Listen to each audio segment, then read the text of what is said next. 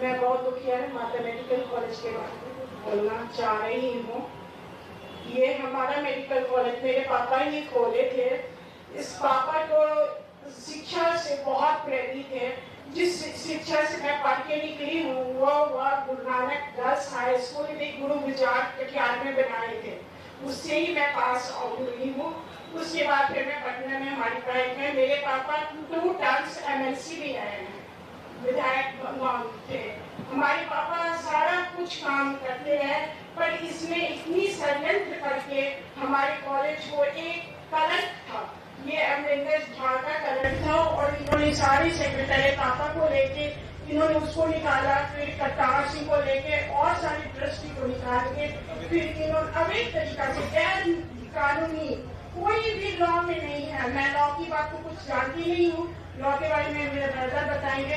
आज मैं इसलिए शामिल हूँ अपने ब्रदर के साथ हूँ, सरकार गुजरात सिंह के साथ, जो ट्रस्टी में हम 5 सिस्टर हैं, 5 सिस्टर हम गुजरात सिंह के साथ हैं।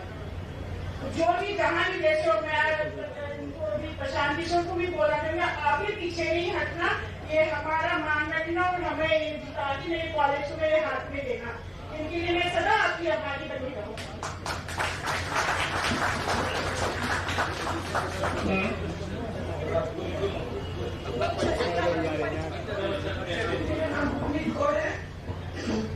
सबको नमस्कार। और मेडिकल कॉलेज के हड़प लिया है मुकेशवाल, इसको किसी तरह से हम लोग के कब्जा में लाया गया, और इसके लिए हम सबके लिए आभारी रहेंगे। अपना बता परम आदरणीय प्रशांत किशोर जी और गणमान्य लोग जो सामने बैठे हैं, सरकार महोदय, मैं फाउंडर ट्रस्टी सरदार प्रतिपाल सिंह का पुत्र गुरेंद्र पाल सिंह बोल रहा हूँ। जिस तरह से अपने पूर्व वक्ताओं से सुना, वैसे ही बात बिल्कुल सही है, और हम लोग बहुत लड़ते रहे, पहले भी लड़े, लेकिन परिस्थितियों के वश हम लोगों के पास न उतना अनुभव था, न अप्रोच था, न पॉलिटिकल अप्रोच था। सब जगह का गलत फायदा उठाते हुए इसने इस पर कब्जा किया हुआ है। और प्रशांत किशोर जी का बहुत अति धन्यवादी हूँ, उन्होंने इस मामले को राष्ट्रीय स्तर पर उठाया है, और उम्मीद करता हूँ कि उनको सफलता मिलेगी।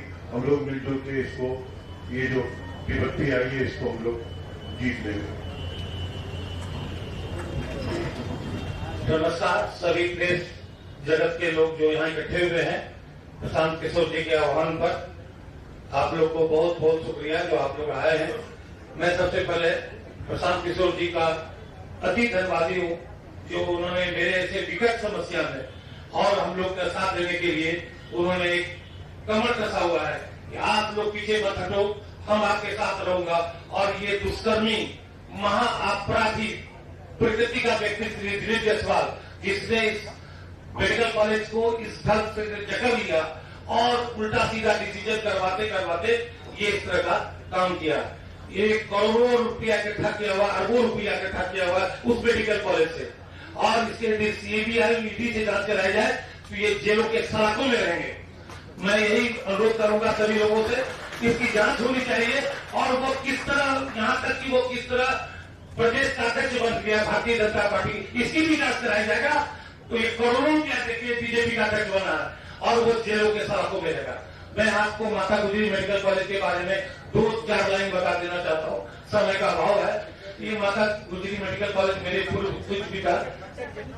मैं अपना परिचय गुरुदयाल सिंह, मैं मैनेजिंग ट्रस्टी नियुक्त हुए थे मेरे पिताजी द्वारा, उसको भी इसने खा गया। मैं सरदार मौलेश्वर प्रसाद सिंह जी, संस्थापक माता गुजरी मेमोरियल मेडिकल कॉलेज का पुत्र हूँ, मेरा नाम गुरुदयाल है। तो ये लोग किस तरह का कुचक्र रचकर, उसमें कई लोग इसमें नकाब मैं इसके निकल उठ जाएंगे कि किस तरह दिलीप जायसवाल ने इस मेडिकल कॉलेज को कब्जा हुआ, और इसकी जांच होनी चाहिए। और ये सब जगह धन और बल पर ये कब्जा किया हुआ है। करतार सिंह जो सचिव थे, आजीवन सचिव थे, लाइफ ट्रस्टी थे, मैनेजिंग ट्रस्टी थे, जिसको कभी नहीं हटाया जा सकता है, उसको इन्होंने गलत गलत लोगों को बैठाकर ट्रस्ट में और उनको सचिव से निकाल दिया।